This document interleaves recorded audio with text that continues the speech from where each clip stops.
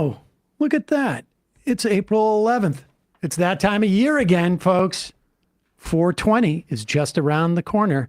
And our friends at Sunset Lake Seder are celebrating with their biggest sale of the season now through April 22nd. When you check out with the code 420, the number 420, you'll save 30% site-wide. Flour, gummies, coffee, tinctures, even their new vapes, all for 30% off. Even better, when you spend over $100, they're going to throw in a 20-count jar of their microdose Vibe gummies for free. And Matt immediately perks up and heads for his own jar. It's Friday, folks. Here's the best part. They're not just blowing smoke. 4.2% of their sales will be donated to the Last Prisoner Project, an organization dedicated to reforming this nation's unjust cannabis laws and supporting those who've been negatively impacted by prohibition. And the majority report is going to match whatever that 4.2% of their sales is. So check it out, folks. You're going to love the Vibe gummies.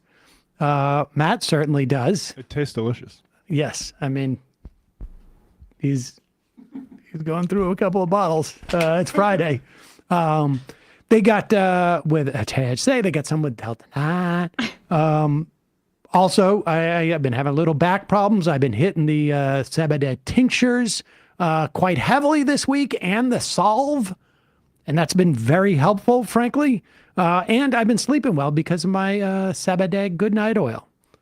Sunset Lake Seder, great company, great working rules. The $20 minimum wage, mostly employee owned. They have great farming practices. And as this denotes, 4.2% of their sales during this sale is going to be donated to the Last Prisoner Project. We're going to match. So head over there right now, sunsetlakesebede.com. Use the coupon code 420 to save 30% site-wide. This is a great way to try new products. Sale ends April 22nd at midnight Eastern Time. See their site for additional terms and conditions. And now, time for the show. The Majority Report with Sam Seder, where every day's Casual Friday. That means Monday is Casual Monday, Tuesday, Casual Tuesday, Wednesday, Casual Hump Day, Thursday, Casual Thurs, that's what we call it, and Friday, Casual Shabbat. The Majority Report with Sam Seder.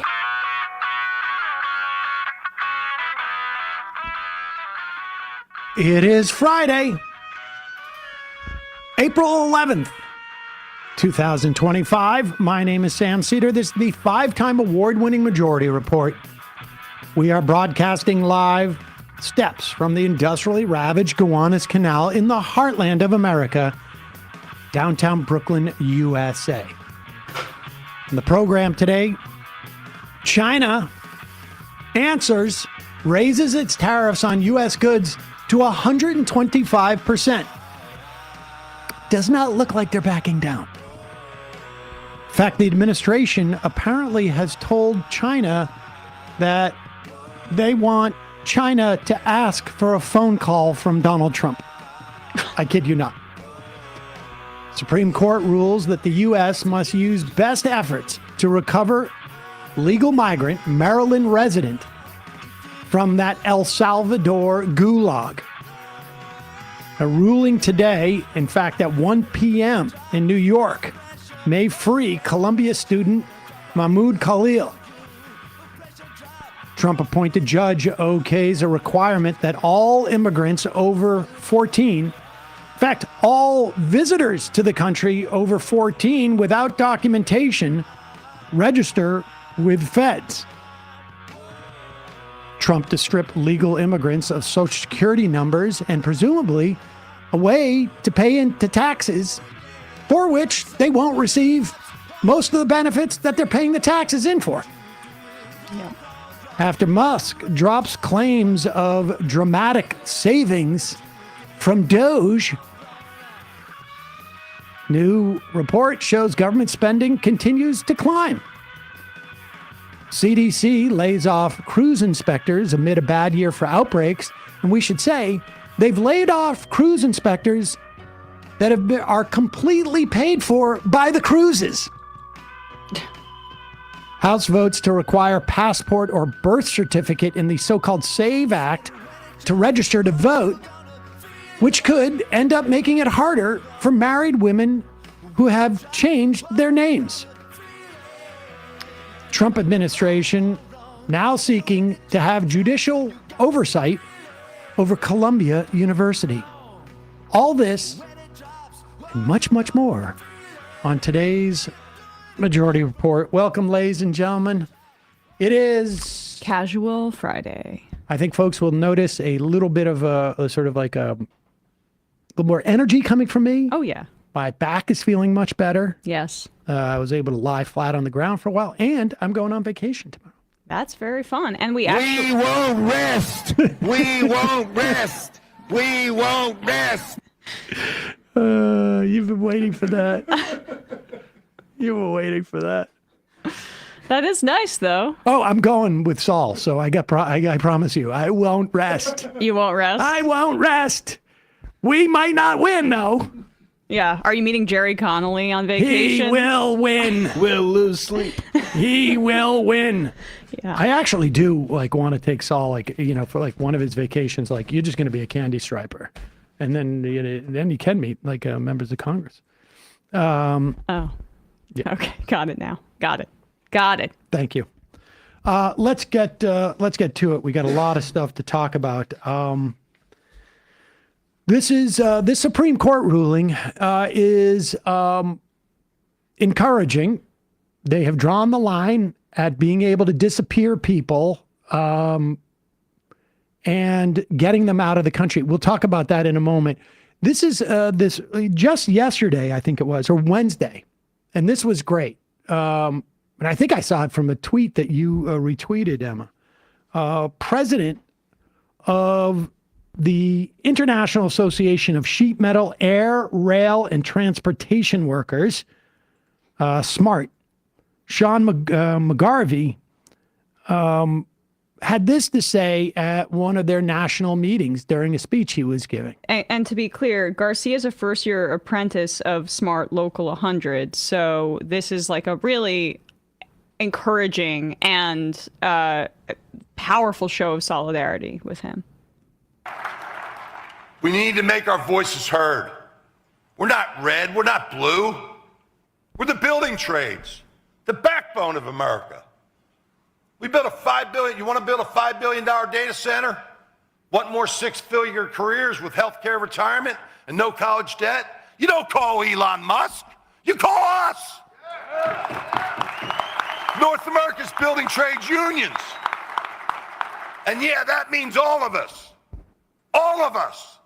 including our brother, smart apprentice, Kilmar Arbrega Garcia, who we demand to be returned to us and his family now. Bring him home.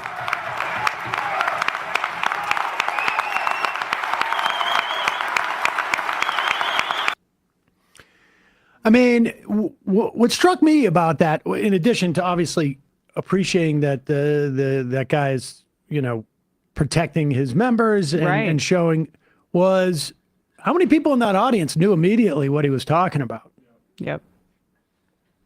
That impressed me. It's a political education ability of unions and unionization, and why we're all worse off because of unions not being as the union density that we used to have. And I think this is a really important way for us to show the connections between the labor movement and the way that the Trump administration is assaulting the American people and just people in general on multiple fronts.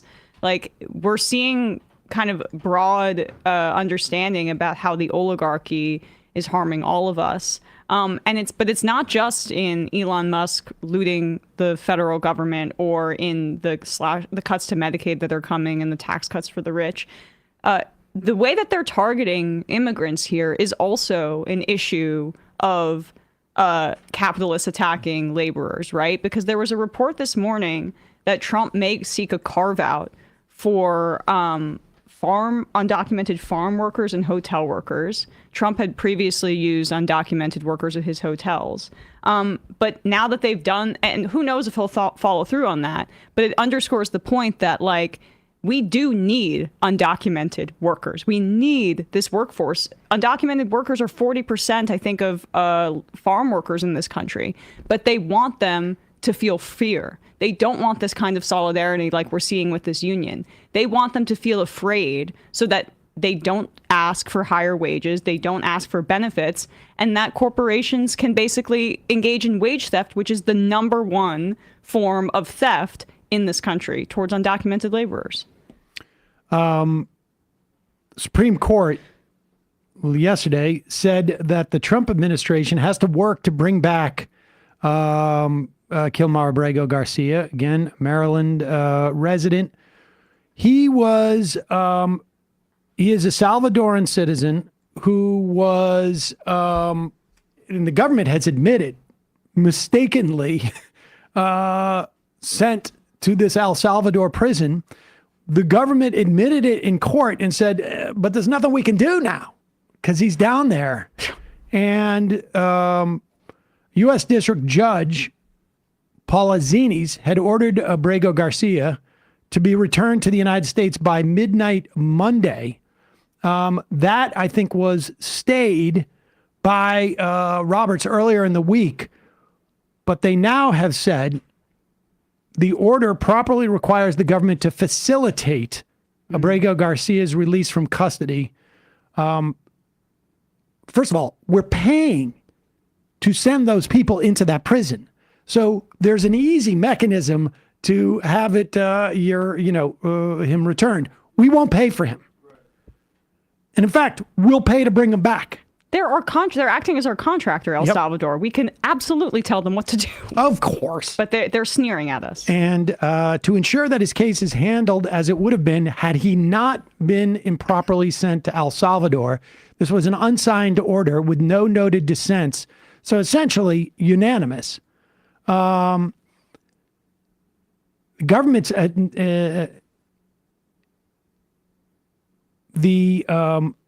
court's liberal justices said the administration should have hastened to correct its egregious error and was plainly wrong to suggest it could not bring him home. The government's argument, moreover, implies that it could deport and incarcerate any person, including U.S. citizens, without legal consequence, so long as it does so before a court can intervene. And this is the point. I mean, I think this is why the Supreme Court did what it did, despite the fact that they want to do everything else they can to empower Donald Trump.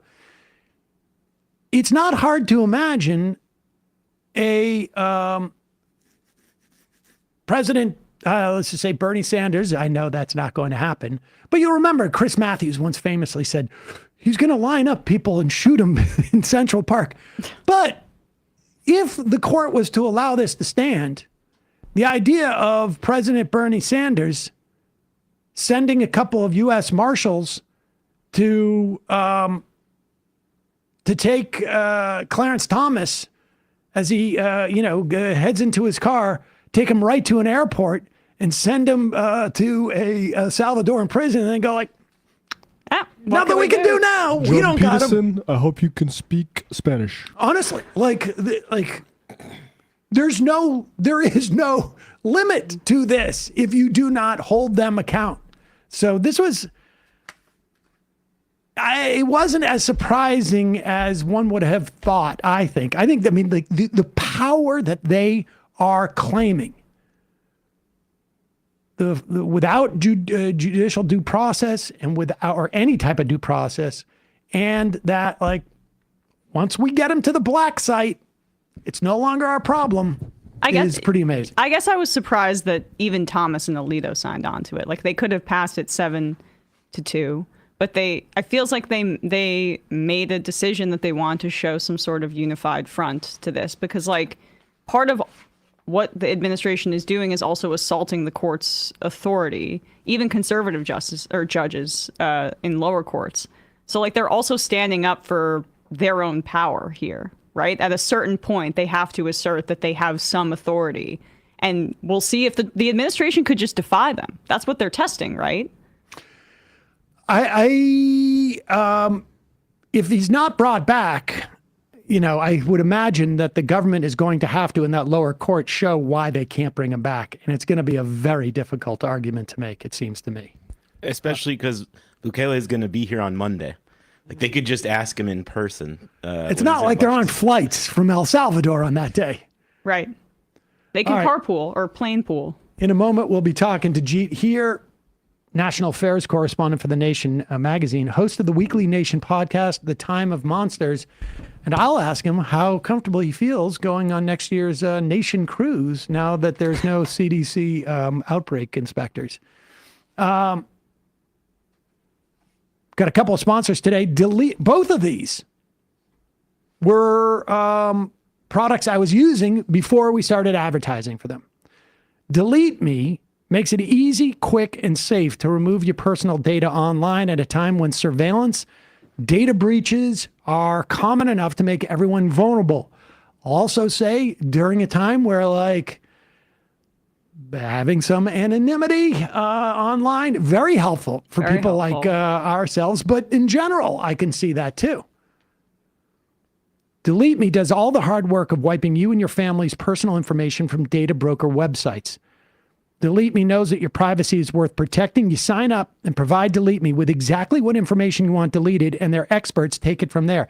They will send you monthly reports of what they've deleted and where, how many instances they saw of what information there. You can put in all sorts of information, relatives, different emails you have, different addresses in the past or that you have currently. It is very effective. And the thing is, it's a service that is ongoing because these data brokers repopulate. And one of the dangers for, normies out there, for civvies, as it were, when you get, you got basically phishers and, hackers and essentially identity thieves, they'll buy some of your information that's hard to find on the dark web, and they'll cross-reference it with information they find from these data brokers. Makes it much easier for them to do identity theft, makes it much easier for them to send you fake emails or texts and throw you off as to fall into a phishing trap. But I use it for my entire family. Take control of your data. Keep your private life private by signing up for Delete Me now at a special discount for our listeners. Today, get 20% off your Delete Me plan by texting majority to 64,000. The only way to get 20% off is to text majority to 64,000. That's majority to 64000. Message and data rates may apply. We'll, of course, put that in the podcast and YouTube descriptions. It just occurred to me, why do we not have a fig tree in this office? I don't know. We could have one. We could have a fig tree in this office. We could have an avocado tree in this office. We don't have much of a window in terms of light, but we could try it.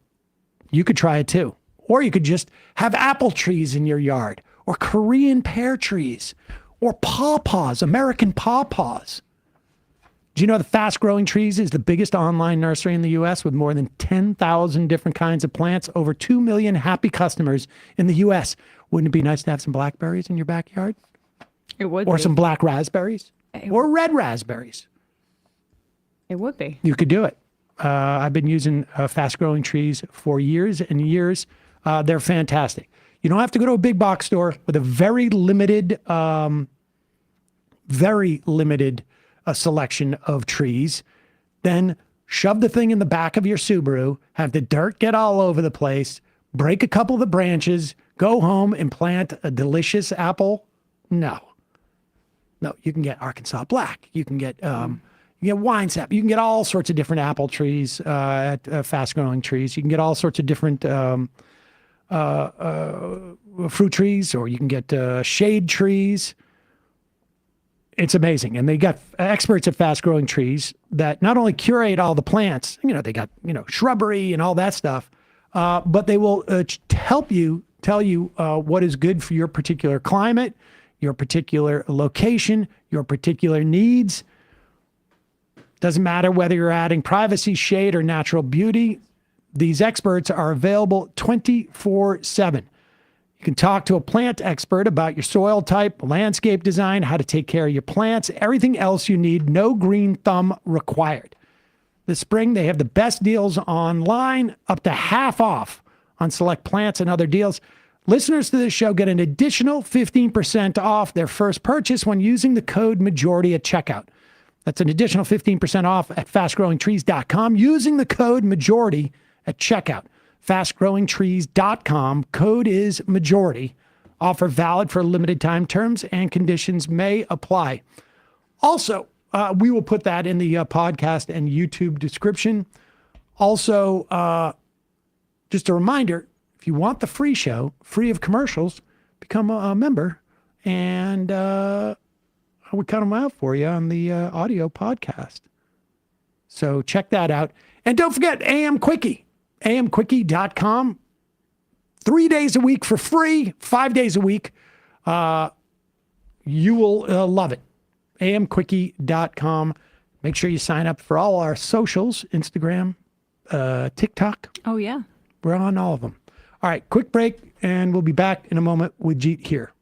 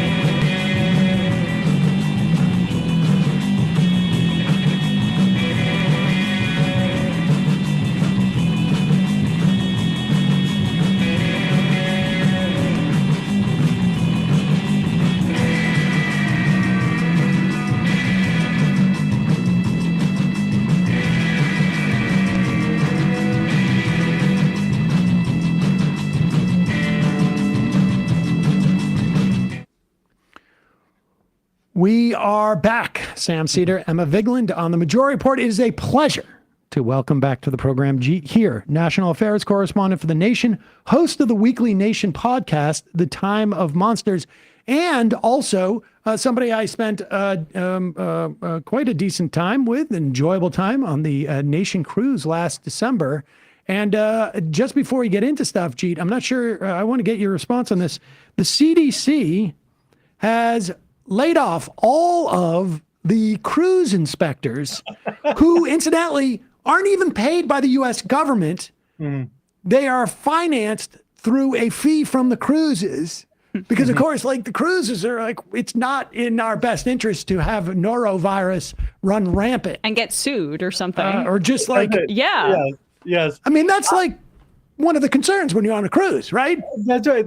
Yeah. No, I mean, absolutely. And there was actually, I think, in the early COVID days, I mean, the cruise ships were like a kind of major kind of problem and carrier of the virus and spreader of the virus. I mean, basically getting a lot of old people together in an enclosed space, unless you're like watching out for viruses, you could have trouble. It's not so great also when you, because a lot of those cruises are more like family friendly. And I got news for you. Based upon what I did when I was a kid and what I see my kids doing, there's not a lot of hand washing at key times. That is a problem. No. I mean, yeah, well, I don't know. This is like totally in keeping with our new RFK Jr. You can wish away the measles world. Let's bring back polio.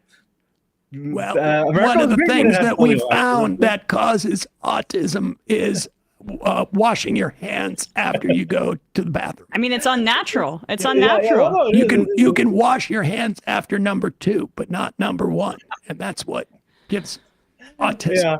Yeah. Well, in any case, yes, that is more poop talk from Sam. Okay, so constant. I mean, the cruise stuff, because I do go on these nation cruises, and my family and I were talking about it, because one thing is, we're not sure if we want to go back to the United States, at least for the until the next presidential election, because it's and actually Canada. I'm in Canada, and my government has issued a travel warning. Saying you might want to be aware of certain things if you're going to the U.S. So I think getting rid of the health inspections on cruises, not a great thing. Safety in boats is actually important. As it happens, I was reading a really great book called How to Survive the Titanic by Francis Wilson, which is about the owner of the line that ran the Titanic, and they made certain mistakes. They basically thought the ship was unsinkable, so you didn't need so many lifeboats for every passenger. And the takeaway I took from that book is that when you're dealing with ships on bodies of water, safety first. Yeah, I'm definitely into that. All right, well let's get your perspective on what we saw this week. Donald Trump launches a trade war with astronomical numbers, and this really, I guess, happened last week. Astronomical numbers of tariffs across the board. Then all hell breaks loose, particularly in the bond market. I mean, the stock market drops, but it seems to be the bond market which is what really scared the Trump and the administration. And so they rejiggered the tariffs. They increased the tariffs on China up to 125%. They decreased the tariffs on just about everybody else, but to a 10% across the board. So from an inflationary perspective or from a tariff perspective, it actually increased tariff rates, but somehow it's being reported now as he paused it all. No, he just paused the distribution, the initial distribution, and redistributed. This one could be more inflationary based upon, we get a lot of our products or a decent amount of our products from China. Give me your perspective. China is America's biggest trading partner. And so yes, you have 125% on your biggest trading partner. And the two economies, I mean, it's not just trading. The two economies are actually integrated, to a degree that people, can't even contemplate. So it's a big deal. And that's why I think the stock market only had a brief respite, right? It's kind of rocky again. But I also think I think don't get caught up so much in the details of one day tariffs are this, the other day it says. It's more the instability, right? Nobody knows what the hell this guy's going to do. He doesn't know himself. He's flying by the seat of his pants. And I got news for you. People who are doing business, they like certainty. They like having some sense of if you're going to open up a factory. Wasn't that the big words?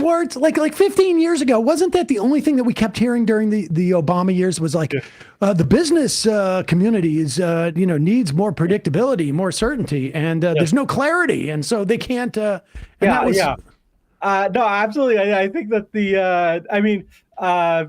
Trump operates on a different level, partially because of the type of business guy he is. He is, as they say, the art of the deal or whatever. But I mean, there's a certain he thinks advantages he can get from being seen as unstable. And in fact, one of his defenders, hedge fund billionaire Bill Ackman says, like it's a great strategy for people to think you're crazy.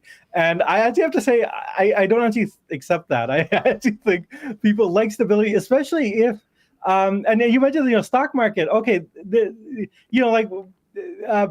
stock market, it's like unequal, but like a lot of people are invested in the stock market. It's like, through pensions and whatnot.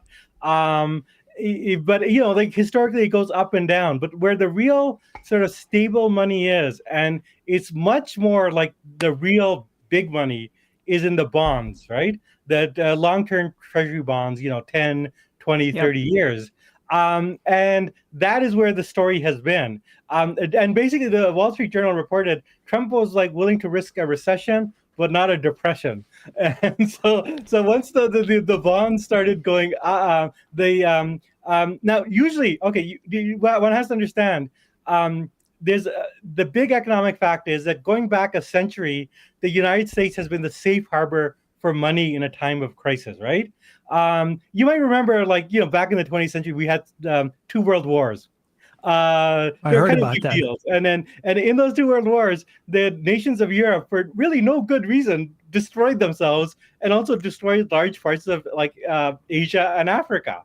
And what this meant was that the United States, protected by these 2 oceans, even though it participated in those wars, it was not bombed. Its industrial base was kind of safe. And this meant America was like the secure place. And the American dollar, even before it became the global superpower, was the secure place to put money for like investors when things get hairy, right? And that continued even after the 2008 financial meltdown and even after COVID. And that has been a great advantage to the United States, to be seen as the safe harbor. Because what that means is if the United States needs to raise debt, needs to like borrow money, needs to deal with a financial crisis like 2008 or COVID, it always has a ready access of money because money is willing to pour in. That gives the U.S. a great deal of government, a great deal of freedom and leverage and power, right? It's a good thing to have. The U.S. is the reserve currency of the world. Let me just add this so that people understand. And as the United States currency is the safe harbor, treasury bonds have been the safest harbor within that harbor. Within that, because the treasury bonds are the sort of, The U.S. government has never, and by bonds, basically what it is it's the U.S. government is being loaned money, essentially, and provides an interest rate in response to it. It's generally low, but not too low. But it's generally low because it's so not risky. So you can buy a treasury bond, which is essentially loaning the U.S. government because the U.S. government needs to borrow money, and it's a very safe investment, not a huge payoff, but a safe investment you can count on, or at least it has been.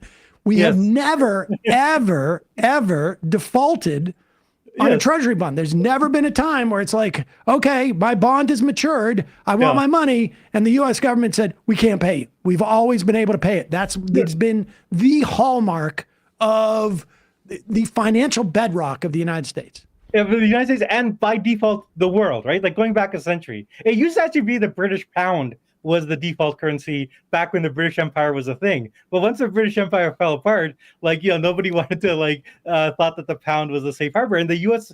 and so what traditionally happens is like in a time of crisis, if the stock market goes down, people move their money to people who are the big money. And you have to understand, if 60% of the population has pension funds in the stock market, the people who hold the treasury bonds are literally 1.3% of the population. They are the 1%, right? This is the 1% we're talking about. And a lot of these are actually governments, like governments around the world, the Chinese government, the Japanese government, the Canadian government, hold American treasury bonds as a safe Social Security.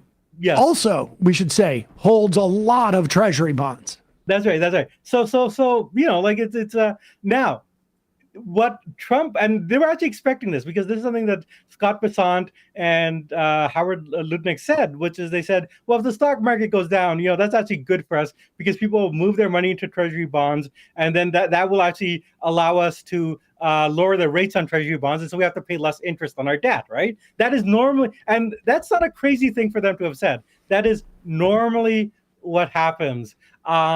But what happened this time, the person to read on this is Adam Tooze, who's a great economic historian at Columbia, and who on his We should Substack have him chart on book, too, actually. Yeah. yeah, you should have him on.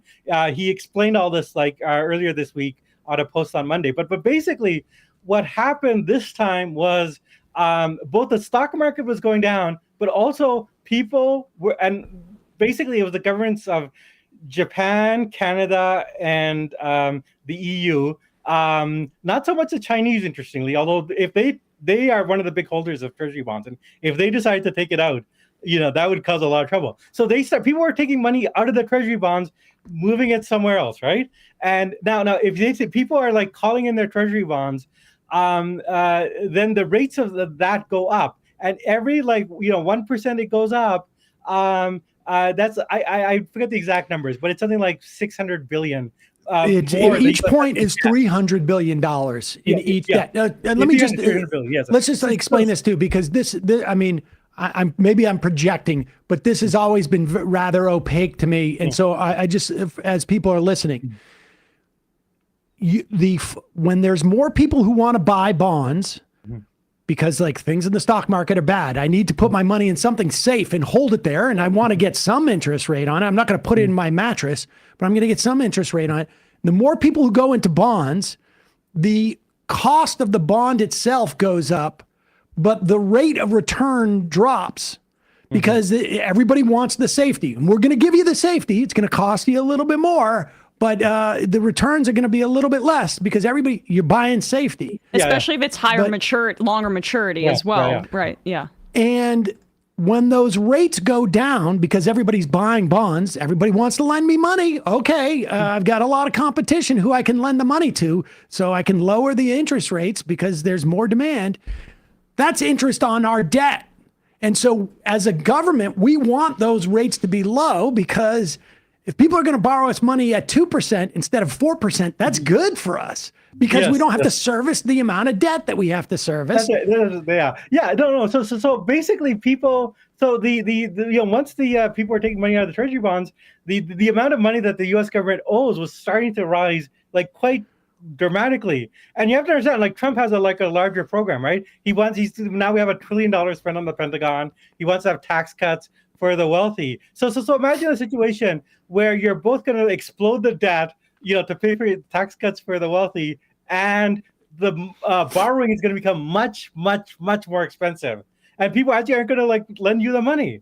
So imagine you want to take out 2 or 3 more mortgages on your house, but you also decide to pour graffiti all over the banks and decide to piss on the banker. That's not a good move, because the banker will just suddenly either deny you your mortgage or just raise your rates, right? You do not want to be in a position where you anger the people that could are in an actual position of power to really screw you, which is what Trump did. Now beyond that, we're really in a different position, because there's a quote from the Deutsche Bank, or the German central bank, I think, basically saying that we are now in a period where we're heading towards rapid de-dollarization.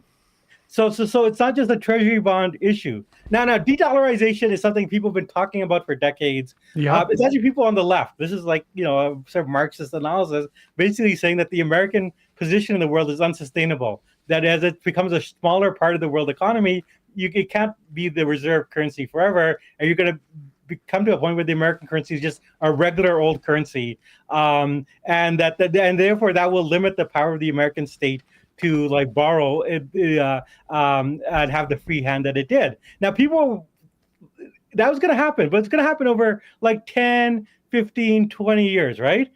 What Trump has basically done is accelerated the process of de-dollarization so it could happen very rapidly, at a period where there is actually going to be some real, fiscal problems because of the tax cuts he wants. And this actually also explains some of the Doge stuff, right? They basically are imagining a scenario where, they might have to slash a lot of the safety programs that people are used to, a lot of, the entitlements, basically. So this is a very dire situation, and it's a real crisis. And it actually, I mean, there's some talk. I mean, some of it is this is all speculative, and some of it might be fan fiction. But I'm seeing some people talking about how basically, Mark Carney, the Prime Minister of Canada, met recently with the Japanese and the Europeans. They had a big meeting a couple of weeks ago, and what people are thinking is that one of the things they talked about was coordinating Selling a U.S. debt. Yeah, because Okay. they knew that if they did it together, did it at the same time, it could cause a crisis.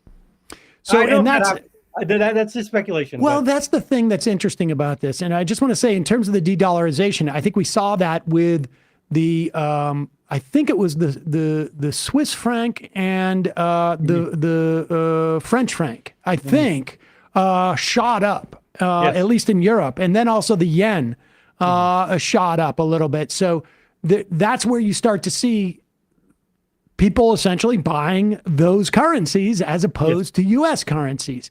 So Yeah, this I think question, that it's those countries that met that's where it's happening, and it's not so much. People were really worried that China was going to, push for de-dollarization, and they could at any time, but they've been a little bit more cautious about this. well, that's because one of the things that has been sort of like provided that security of the dollar being, the currency of the world, as it were, was how enmeshed China and the U.S. were with each other, where it was like China doesn't want to disrupt this. They're growing and they're functioning with this regime as it exists now. The timing of this is probably not what they would have wanted necessarily either, frankly. No, I think as I said, I think de-dollarization was going to happen. I don't think there's any way that it could have been stopped. But I think it would have been better for everyone if it happened gradually. If it was a process where both the U.S. and the other countries could adjust to a world where the American currency was a regular currency.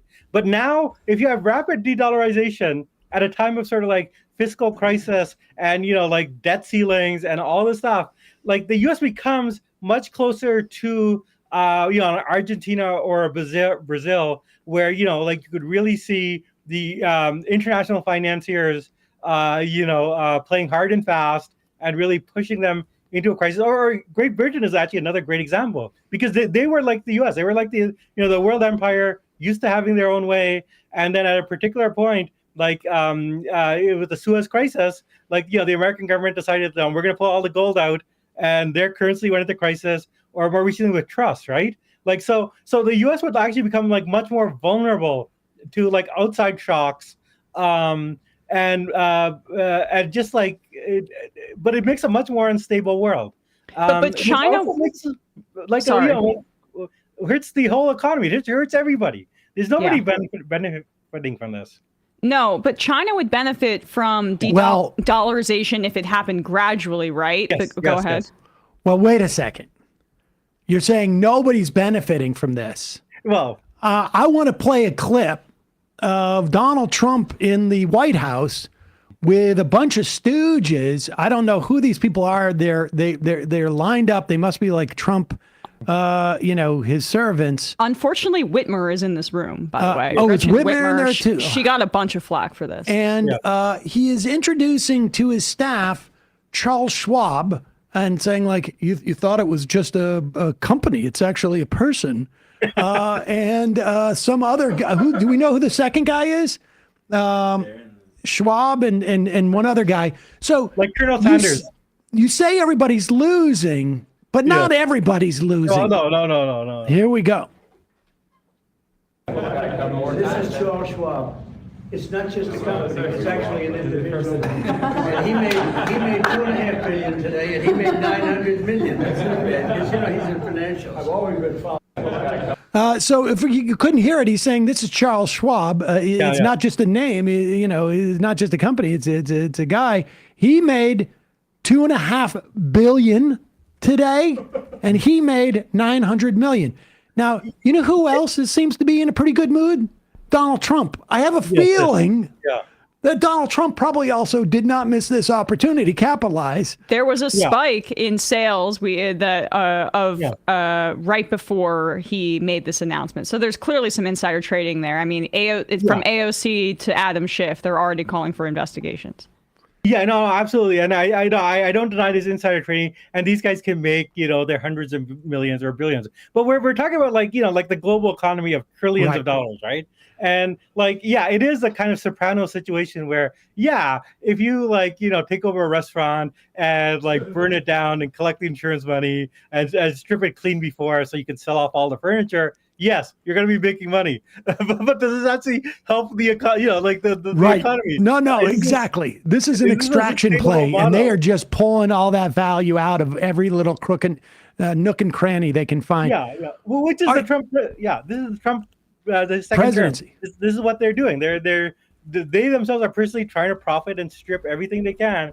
But the big picture is this is a huge kind of disaster on a world historical scale. I'm trying to think of, when was the last time there were economic decisions of this catastrophic? And I mean, it is the one that people always mention, which is the Smoot-Hawley of raising tariffs as the Depression was starting and sabotaging the world economy. That was almost 100 years ago, incidentally. He's also obsessed with McKinley, so it seems like that's very deliberate. Before we move on from it, I just wanted to make this one zoom out for a sec just to make this point, because as we're talking, China does benefit from a de-dollarization, but doing it gradually, right? As they begin to make their economic footprint even larger, although they are the number one, exporter in the world, but we are the number one consumers of the world. That's what these trade deficits are, right? That's what they indicate. They indicate that we have so much wealth in this country that we're able to consume all of these things, but people don't see their material conditions improving. And I do think that that's what Trump taps into here, or what hopefully the Democrats can do, is because he's capitalizing on the idea that people fundamentally understand how much wealth there is in this country, but they're not seeing it in their day-to-day lives. It's going to get worse with this protectionism, but we have to acknowledge that there's all this excess wealth here that he's gesturing towards with the tariffs at the very least. Yeah, no, I think I'm really glad you made that point, because it is kind of essential that the economy's been out of whack for a long time. There's a sense in which some of these policies, gradual de-dollarization, maybe even a lower dollar would also make America more easier for it to export. Trying to remanufacture using selective tariffs in a strategic way to build up industry. All of that, I think, is plausible. But I mean, Trump. One of my colleagues at The Nation at a meeting just described him as a sort of bizarro leftist, which is that he's taking all of these ideas, these are Bernie Sanders ideas, but implementing them in the worst possible way, and basically with what we said, the sort of self-dealing and sort of enriching his friends, but with likely I'm already seeing sort of catastrophic results. But I mean, and I know the people who are talking about wanting to have a nuanced position on tariffs, like Sean Payne, the UAW, he's gotten a lot of flack, but he just gave a speech and I listened to it, and a lot of the stuff that he said is very similar to what Emma's saying, and it's very sensible stuff. We cannot, if we make it just a choice going forward, it's Trump's craziness or a return to the status quo. I mean, I think they can win elections on that, given how bad things are going to be, but I don't think that's a productive politics. I don't think that's going to solve anything. I want to come back to that point, put a pin in that for a couple of minutes as we go through some of these other topics, because that notion of where do Democrats, where do separately progressives, social democrats, democratic socialists, the whole, what do they need to do in this moment, to set up for what looks like some opportunities down the road. But before we get there, I got one more question on the bond thing, just to see if you've read anything about it, because again, a lot of this stuff escapes me. There's two things that could have been going on in terms of the what was happening with the bonds. One is there could have been a lot of these countries who were subject to these tariffs decide either because they've coordinated or because it's a natural reaction, we're going to sell, and we're going to be the so-called bond vigilantes and force the U.S.'s hand. We're going to cause a panic. But there's also another theory out there that some of the selling of these bonds looked like a liquidity crisis. That there were people who were not selling these bonds to send a message, but rather they were selling these bonds because there were margin calls in the equities market. Stock market. Yeah. And there were other sort of like, maybe there were derivatives, maybe whatever it was, maybe there were hedge funds with that were selling these bonds because they need cash. And that is, when you need cash, you're looking around at your assets. Where am I going to get it? Well, you can sell bonds like that. And also it's the one that has the least opportunity to grow big. So that's the first place you look for cash, essentially, like your savings bank. I don't know how to parse that out, and I'm not sure that anybody does. But no, I've actually been trying to look into that, because trying to figure out if this is that some of it is other governments. I think it's pretty clear that the Japanese government and some of the Europeans and Canada are doing a little bit of this, and I don't think it's not the case that the Canadian government is owes money to a loan shark and has to sell bonds, and we're not that bad yet. But somebody, I think it could be both, right? I don't think it's mutually exclusive, and both kind of make sense. And in fact, I think it's the nature of the crisis is always like a domino effect, right? It could be governments are losing faith or want to try to leverage, but this also causes a panic. The stock market is and the bond market, people talk about market logic, but these are sort of irrational things governed by fear as much as anything else, right? Right. And when they do panic, they panic a lot. So I think that I would suspect we'll probably need someone like Adam Tooze to parse out what degree it is. But I think both are happening, and I actually especially think I want to emphasize governments in Europe are actually talking about de-dollarization. And these are long-standing American allies, like the Germans especially. And the Germans, there's two things. One of his lessons of the last century is don't make the Germans mad, right? Just try not to do that. And I think that the Germans are quite upset, and they're not just upset about the tariffs stuff, but going back to the Zelensky and how Trump treated. I think that the Zelensky moment in the Oval Office, that was a real wake up call. Oh my God, this guy, we cannot trust him. And so a lot of governments around the world, and a lot of bankers and serious, I'm just a Twitter clown, right? Right. But a lot of very serious people are thinking we cannot rely on the United States anymore. Look, they gave us a mulligan. They gave us a mulligan the first time. Yes, but when you start doing this again, that you've signaled to the world that they're honestly. We have signaled to and I frankly think we did it the first time around, but we signaled to the world as a country that we are not the country we used to be in terms of, it's one thing. It is one thing. And I think probably the world government was, the rest of the world's they don't really care whether we get health care or not at the end of the day. Although that may have been short-sighted.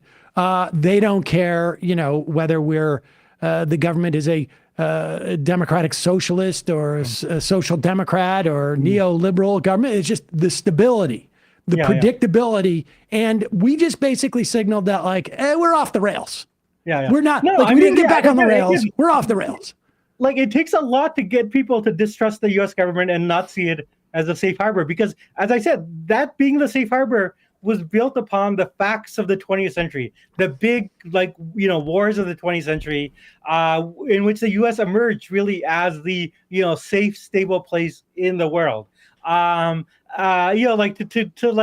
Just piss that away and to lose that, that's a lot, right? And That's a big deal. Again, you can kind of see that it wasn't just like Trump. There's been a couple of occasions where the Europeans have had doubts, but whenever a Democrat comes in, they think, okay, things are back to normal. So it's like I actually think like go back the early 20th century, like 21st century, with like Bush and like the Iraq War and the housing meltdown, which destroyed the world economy. There were a lot of people in Europe and in Asia who were very mad at the United States. But once Obama came in and brought some grown-ups and some responsibility, they thought, okay, like we can trust the U.S.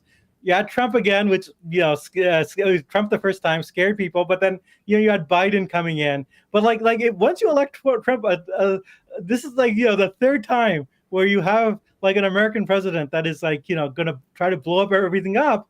And at that point, we finally reached the point where like people have had enough. Like they've given, it's like you have like alcoholic or drug addict in your family, and you love them. You give them a chance, right? Go into rehab. They go on a bender. They happens 2, 3, 4, 5 times. At a certain point, people like kind of say like, I gotta wash my hands of you, right? Yep. All right, let's just turn briefly. It is it's now almost 1 p.m. Supposedly at 1 p.m. today, a judge is going to rule on whether Mahmoud Khalil, who Columbia student, who was the communications person for the folks who were protesting, pro-Palestine protesters who were protesting at Columbia, and or anti-genocide. Now they dovetail. And he was picked up by ICE officials. We know this from a video that his 8-month-old pregnant wife. Now 9. He's been in jail he's been detained for a month. I don't know if she's given birth yet. He was basically disappeared. Didn't know where he was for a couple of days. Ended up in a facility in Louisiana, if I remember correctly. The U.S. government was given until 2 days ago, Wednesday night, to provide evidence that he had done something. Remember, he's here legally. He's got a studiant visa at the very least, maybe a green card. I'm not even sure. Green card. And here legally, and some evidence of a crime that would justify his revocation of his freedom. Apparently, the U.S. government could not come up with one. So Marco Rubio just wrote a letter saying his belief system is hurting foreign policy. Yes. I'm not being facetious. When I say that, that's what the substance of the, the letter to me looked like it was being written for a third party. Like it wasn't to impress the judge. It was to impress Trump supporters, to make it look like we're doing this, and to scare maybe other people too. So we'll find out in an hour. But we also now have the Supreme Court last night said, the U.S. government, you admitted that you sent a wrong person to this gulag. It turns out that 90% of them, now it's reporters have reported on 90% of the people we sent to this El Salvadoran gulag, ostensibly because they were gang members or whatnot, 90% of them had no criminal record. And we don't even know if there's any, I don't know how you prove if someone's in a gang or not, but, tattoos, obviously. The presence of tattoos. Or also young people. hoop nose rings. I don't know if people, but you wrote a piece about the McCarthyism that is that is growing, and we've watched university after university basically be threatened with getting grants revoked unless they make some deal. We've watched these big law firms capitulate, and the Trump administration's response: we want a consent decree to make sure that Colombia is actually going to basically police anti-Semitism, and I put that in quotes because it's absolute garbage what they're talking about. I know. It's pretty terrifying stuff. I mean, as you said, my piece, I sure try to frame this as part of a longer history in America of these kind of like crackdowns on so-called subversive or like anti-American speech. Is a Red Scare like during World War I, and a Red Scare in the late 40s, early 50s, and now with pro-Palestinian speech. The common pattern is, which I wanted to emphasize, they all start with kind of like liberal administrations. It was like Woodrow Wilson, Harry Truman, and Joe Biden that like kind of initially started this idea that there are these people who have bad thoughts, are foreigners, are like un-American, and they build the infrastructure, of legal persecution, and this, especially with the sort of McCarthyism, and now gets taken over by the right. It actually gives an opening to the right because you're playing into already right-wing fears of the alien, the foreigner. So I mean, liberals, when they talk about McCarthyism, they talk about this is like a Republican thing, right? Like Joseph McCarthy, this bad Republican senator, right? But it's actually like Harry Truman that like built all the sort of loyalty tests, the purge of the civil service, all the sort of Red Scare rhetoric, which allowed like McCarthy to come in, and the only difference was Truman was like really aiming at like real Reds, and then McCarthy said, well, we can apply it more broadly, right? Like because it's liberals are also communists, and so this is a way in which the sort of centrist Democrats, liberal Democrats even, they consider themselves like Wilson, Truman, and Biden. Basically, they are giving a license to the far right, and they are actually empowering the far right. And I think that that's the pattern that people have to realize. And also another pattern is that liberal institutions, like are not able to defend liberal values. Like when we think about liberalism, like philosophy, like I think it's something we all kind of like can believe in, right? Like representation, democracy, free speech. But these big liberal institutions, the big law firms, the universities, during McCarthyism, the same thing. They voluntarily purged themselves before McCarthy came along. And now the like Columbia was already, because of donor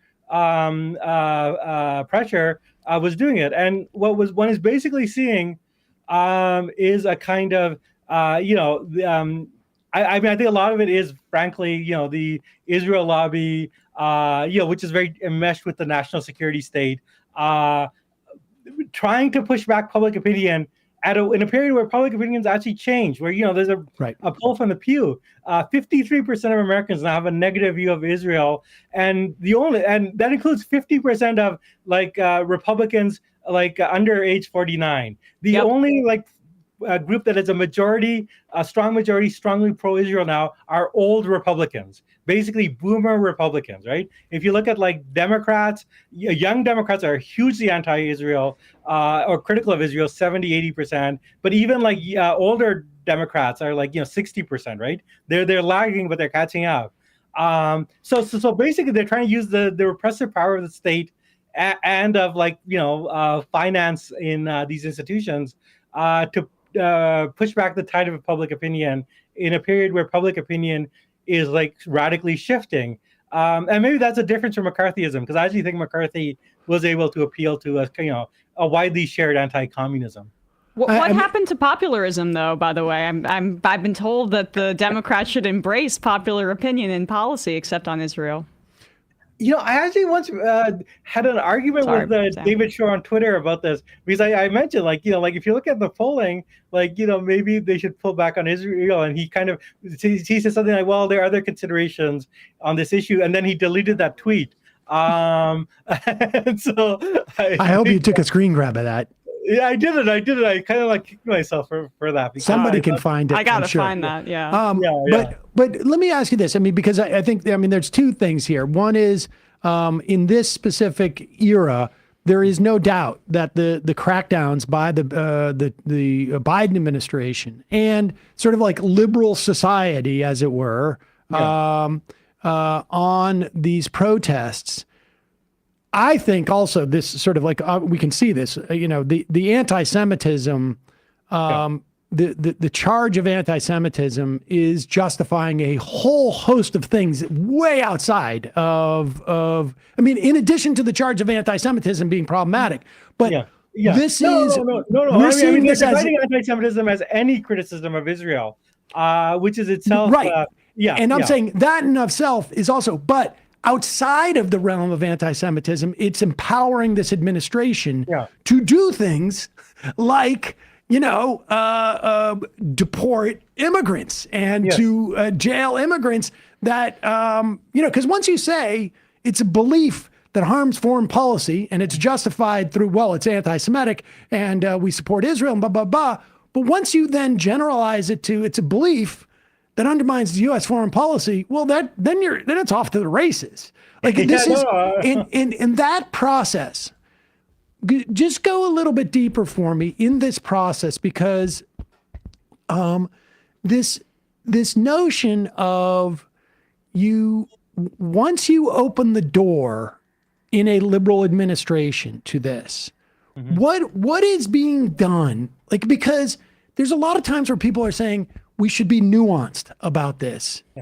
And, but your argument is if you're not maximalist in some of these things, then you're opening the door and leaving essentially like, I don't know what the metaphor is here, but you are open. Well, you've opened the door a little bit, and then it's a lot easier just to push it wider open, I guess. How does that work? Well, how does that work? Well, I mean, the way it works is that the fundamental premise is already kind of reactionary. The fundamental premise is that, which the Biden shared. I mean, when Biden was saying like these students are like violent and anti-Semitic, I mean, just on the factual issue, like Spencer Ackerman has done some good reporting on this. Like almost all the violence on student campus came from like pro-Israel people. There might have been a few small incidences otherwise, but like it was really, but beyond that, and on the anti-Semitism thing, I mean, like I really have to say, like, we have this group called Stop Anti-Semitism that says, who's that children's entertainer? Miss Rachel. I mean, this is the most. We have so much to cover, but this has been one of the most insane stories. Miss Rachel is like one of the most popular children's creators on the internet for young children doing instructional videos. She's beloved by all parents. It helps them out. She has been she's been making videos for the kids in Gaza, and you see them being shown it as they're surrounded by rubble. Dirty, right? Like they have such little to look forward to. And the Stop Anti-Semitism people are accusing her of being a Hamas supporter and anti-Semite. It's No, I mean, it's insane. literally saying like Big Bird and Elmo are pro-Hamas. I mean, like this is like the level we're getting at. No. But I think this basic thing where Biden kind of opened the door. He basically made incredibly incendiary comments. One could also say all the kind of like lies he said about beheaded babies and whatnot. Like basically that was like red meat for the right, because they could kindly say like someone like Trump basically says, there are these horrible like anti-Semites and threats, and you're weak. So he basically goes, Biden says he's going to defend you from these horrible evil hordes, but he can't defend you. I'm actually the tough guy, the strong guy, the guy that'll deport you and will defend you. There's the same with Joseph McCarthy. I mean, McCarthy basically said, well, Harry Truman is saying there's a big communist threat, but he's not doing anything. They're still communists. Whereas, I'm actually going to name all the communists and I'm going to deport all the communists. Now, you're already buying into the scaremongering logic that terrifies people. And I have to say, even beyond this, and I think the best person that expresses was Jewish member of the State Department who resigned from the Biden administration, where when she resigned, she said that Lily Greenberg I will never forgive the Biden, Lily Greenberg Call? Yeah, Lily, yeah, exactly. She said, I will never forgive the Biden administration for making Jews the face of the American war machine. Yep. And this is exactly what's happening, because this is what people need to understand. And this is why I don't really like there's an Israel lobby, but it's really something much bigger than this. It is the American war machine, the American imperial machine wants a revenge and domination in the Middle East. And they are using Jews as human shields to justify this. And I find that morally unconscionable. And I have to say, if you want to make more anti-Semitism in the world, that's what you do, right? Because this will absolutely make people associate Jews unfairly with these horrific crimes. And like the other aspect of this, like one of these groups, I don't know if it's Stop Anti-Semitism or something very similar. Like they did like this, like showing this picture of these forged protests at Columbia, saying, these are people who need to be blacklisted, and they were all Jewish students. Yeah, like so basically you're using like fighting anti-Semitism to basically suppress the Jewish left.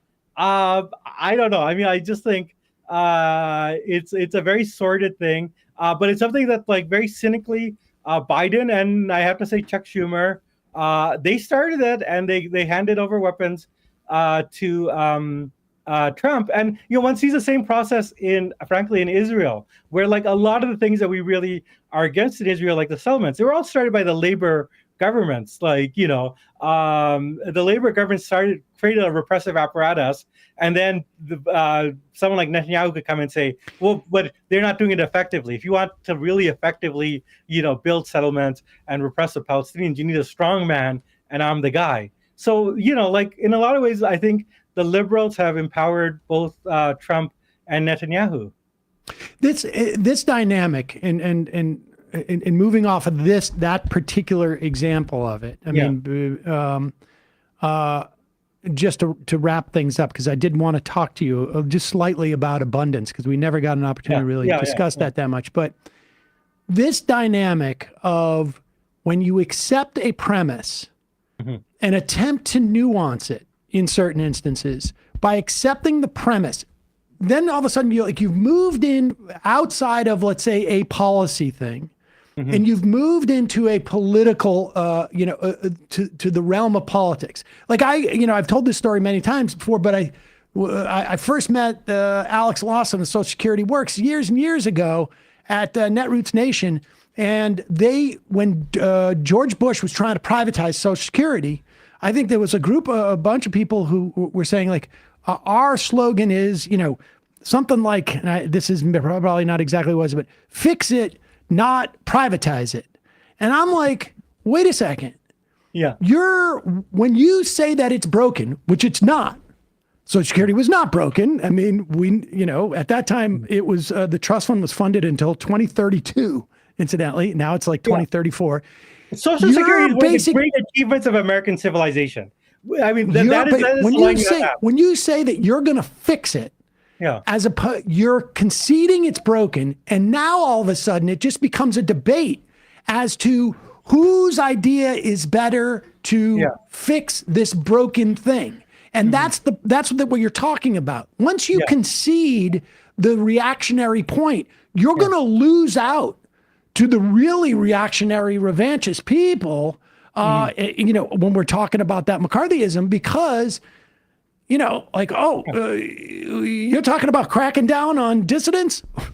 That's my jam. You guys are rookies. Trump has a good point. Like, if you really want to repress the Palestinians, he'll do like a much better job than Biden will. Like, he's out there saying that Chuck Schumer, who has publicly stated, my job is to make sure the left continues to support Israel.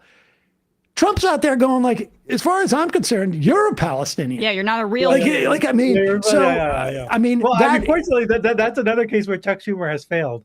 Oh my God, miserably. And actually, I mean, the other place we're going to see this actually is China, because a lot of Democrats are doing like China saber rattling, and that just thinking that's like kind of smart politics.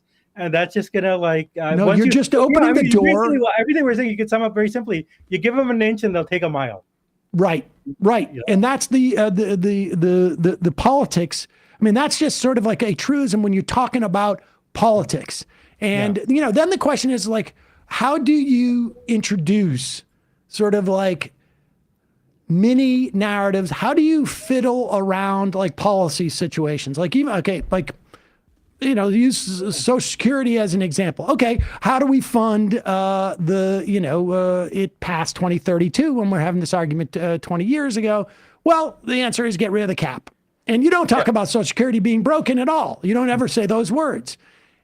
It's the same way with the tariffs too, on some level, I think, because, saying that tariffs are good in this circumstance, they can be good, but it's like saying, like, what he's doing is not using tariffs in the way that they're meant. They're just attacks in this instance. Yeah. Well, so with all that sort of said, talk a little bit about abundance. Like what is that? Explain to people, because we had a thing where, you know, we've been we had Paul Glastis on to go through the sort of like the specifics of what is laid out in abundance, and not so much the overall sort of complaint. And we've done a couple of like comments on it, just more based on the interviews that those guys have done. And I'm curious at your take on it. Yeah, I mean, like in theory, like it sounds great, and I actually think that it's there's an actual thing that one wants liberals, especially in the U.S., but I think also the world to do, which is to be thinking about like building things. Like I think that the sort of, you know, like if you're putting it forward, like in the early 20th century, you had these big, huge projects like the Hoover Dam, you know, the space program, like you know, let's get back to that. Now, I think the problem, so I think that there's like this sort of analytical aspect of like, you know, thinking of it in terms of like, you know, an emphasis on production rather than just regulation, right? And I think it is absolutely true that there's a type of liberalism that's too focused on like just getting the rules right and the regulations right, and not thinking about like an actual project. So I'm very sympathetic to that. Having said that, like any political project involves alliances and working with people. And it is absolutely the case that like with the abundance thing, like we actually have like these memos from these like, you know, libertarian think tanks saying like, you know, like abundance is a way that, you know, libertarians can ally with the centrists to like, you know, like push our agenda in the Democratic Party. And, you know, one sees it in the way that some of these abundance, center left or liberal people like Ezra Klein, they seem much more friendly or inclined to make alliances, you know, with these libertarians than they do with like the left. So like it, to me, like that sends off like sort of like alarm bells. Like you know, like are they taking like, you know, a real problem, like how do we build more housing, and then using it as a stalking horse for, you know, just as the way that like, you know, the Russiagate stuff had some legitimacy, was a stalking horse for the people like the Cheneys to become legitimate again. I think abundance is really a stalking horse for the Koch brothers and others to gain a foothold in the Democratic Party. And I think on that level, the political level, like one has to take it seriously. And when you raise these issues, they always say, oh, you're not talking about the policies. Well, I'm sorry, but these policies aren't coming out of nowhere. There's a reason why everyone's talking about abundance, is because like these billionaires are putting a huge amount of money into these think tanks to promote it. All these guys have agents. Like there's an actual political project going on, and we have to address that. This is what I'm getting at in terms of like this dynamic, because it is one thing to say we need to get to a place where we are producing more and building like we used to build. Yeah. And the question is like, who's the we in that instance? That's very important. We as a society, and the question is within that, like who's doing the building, who's deciding what we build in those instances is really important. But the other is that you cannot, in our society, maybe there was a time this was the case. I don't know. I don't think so. A policy exists within the context of our politics. Yes. And that there is no set of policies that, frankly, you or I are going to read about, unless it's like, you know, like we've had people come on this show who, you know, they're in the, I don't know what press it would be that their books came out, and maybe one or two people have reviewed it in like other sort of obscure, and they have policies and they're doing this and they're creating policy ideas. But that book wasn't just a series of policies. That was part of a political project. Mm-hmm. I mean, that's the thing, is that it's not, that whole thing there has implications beyond the narrow sort of policy prescriptions, which are and they're kind of playing dumb a little bit about that overall effort to make it a political project, which is sketchy to me.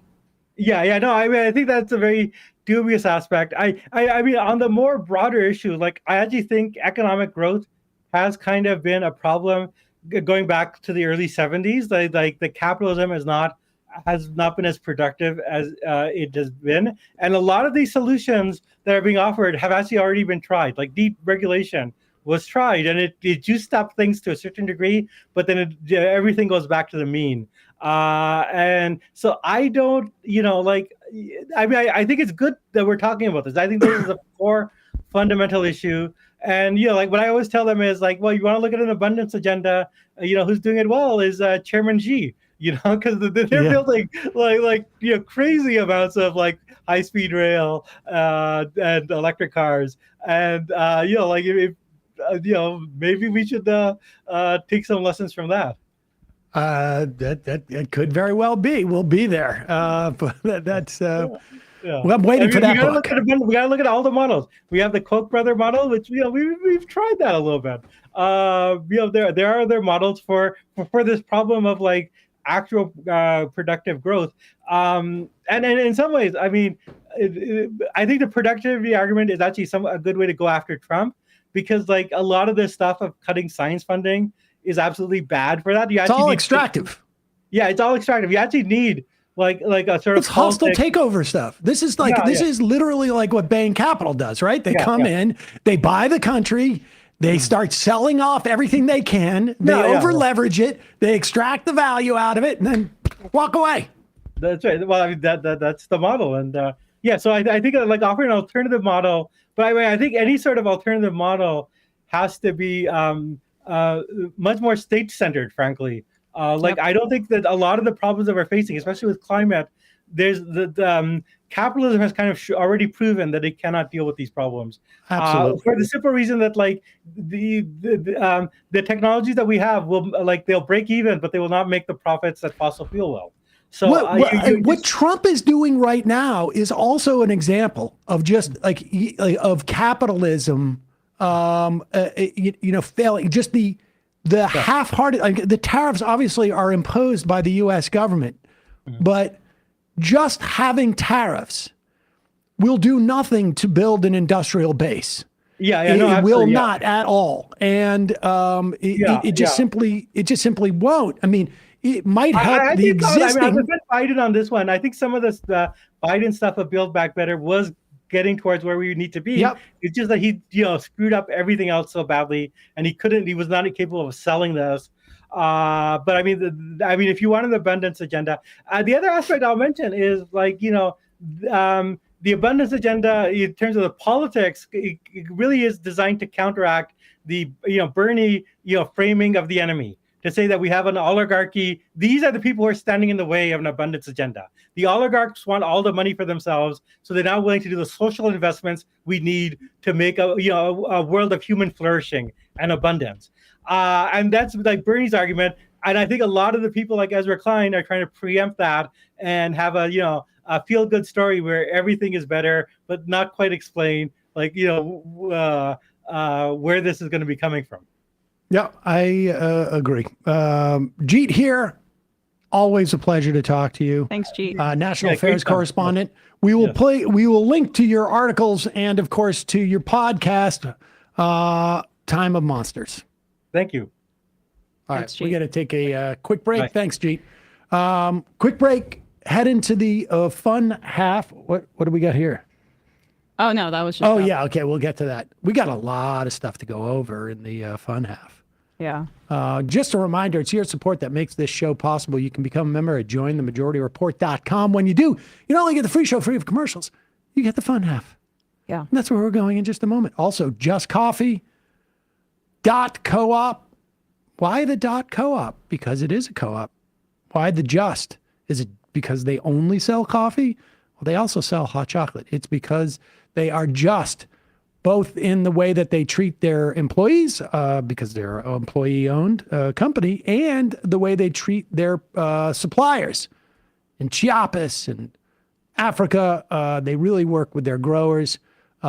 Great place to get coffee. You can get the MR blend, Or you can get the other, there's another podcast that has it in there. And then WTF. But also a bunch of other great blends too. JustCoffee.coop. Yeah, no, I had one point, but I can wait for the fun half. It was just a good point that Jeet made that I didn't want to go unnoticed, like about how the Trump administration is using throwing left-wing Jewish organizing under the bus, and others are, and making them the face of like their state repressive policy. Trump learned this maybe from Roy Cohn too, right? Like the Rosenbergs and their execution was also an act of anti-Semitism, and I just think people should think about and look at that history of McCarthyism when we analyze how we're going after the left to suppress anti-genocide protests in this country. Anyway. I think I saw Jeet make the point also that it doing this for Israel shuts up a lot of the sort of never Trump style folks and the mainstream Democrats like Jeffries and Schumer, ultimately making them lie down beforehand. Yes. I mean, I think there was definitely a belief in and around the Biden administration and in Washington, D.C., that the October 7th attacks that it happened a year before the election was not a coincidence. In terms of like the impact it would have on fracturing the left, center left. I mean, American left. I don't know how people sort of like make that calculation as to where, who would have been encouraged to do something like that timing and that time. I don't know. Right. But a lot of people have benefited. No, I know. I took us off course, but I just thought that was such an astute point that he made, and how we have so many historical parallels to what we're seeing now, whether it's the McKinley stuff and the Gilded Age or also McCarthyism. And also the war on terror. We are also in this place too because of this erosion of our civil liberties from the war on terror, the creation of ICE, the creation of DHS. Spencer Ackerman's book, draws a direct line. Yep. From that post 9/11 stuff to Donald Trump and Richard Beck too. So anyway, Matt. Left Reckoning. Similar sort of topics on Left Reckoning this week. We had John Ben-Menachem on, who is an academic studying mass incarceration at Columbia University. So we talked about his area of interest and also what's been going on at Columbia vis-a-vis suppression of pro-Palestine voices. Vis-a-vis. Vis-a-vis. Very fancy. Oh, dipsy-do. Fancy. Yes. Are you deploying other foreign language tricks on that show? Does it have a je ne sais quoi? Folks, see you in the fun half. 3 months from now, 6 months from now, 9 months from now, and I don't think it's going to be the same as it looks like in 6 months from now, and I don't know if it's necessarily going to be better 6 months from now than it is 3 months from now, but I think around 18 months out, we're going to look back and go like, wow. What? What is that going on? It's nuts. Wait a second. Hold on for a second. The Majority Report. Emma, welcome to the program. Hey. Matt. What is up, everyone? Nomi Key. You did it. Let's go, Brandon. Let's go, Brandon. Bradley, you want to say hello? Sorry to disappoint everyone. I'm just a random guy. It's all the boys today. Fundamentally false. No, I'm sorry. Stop talking for a second and let me finish. Where is this coming from, dude? But dude, you want to smoke this 7A? Yes. Hi, me? Is it? Yes. Is this me? Is it me? It is you. Is this me? Hello? Is this me? I think it is you. Who is you? No sound. Every single freaking day. What's on your mind? Sports. We can discuss free markets and we can discuss capitalism. I'm going to go throw up. Libertarians. They're so stupid, though. Common sense says, of course. Gobbledygook. We fucking fucking nailed him. So what's 79 plus 21? Challenge met. I'm positively quivering. I believe 96, I want to say. 857-210-3501.